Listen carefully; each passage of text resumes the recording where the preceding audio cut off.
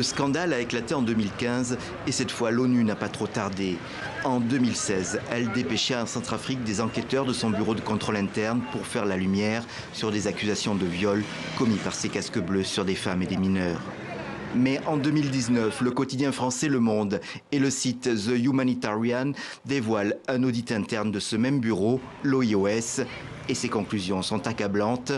Impréparation, amateurisme, déclarations humiliantes pour les potentielles victimes, etc. Témoignage d'un enquêteur extrait du rapport. Quand je suis arrivée à Bangui, j'ai demandé qui était le plaignant, où et qui étaient les témoins. On ne m'a rien répondu.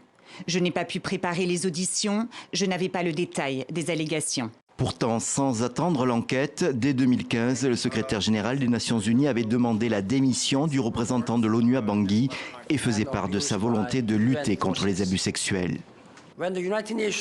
Quand les Nations Unies déploient des forces de paix, nous le faisons pour protéger les populations les plus vulnérables dans le monde, dans les endroits les plus désespérés du monde. Je ne tolérerai aucune action qui puisse remplacer la confiance par la peur. Les faits rapportés auraient eu lieu entre 2014 et 2015, en particulier à Dekoa, à 250 km au nord de Bangui. Dénoncée par les ONG, l'enquête de l'OIOS identifie au final 49 victimes adultes et 78 enfants. 69 cas auraient été commis par des casques bleus burundais et 68 par des Gabonais, mais un nombre à peu près équivalent de plaintes ont été rejetées par les enquêteurs.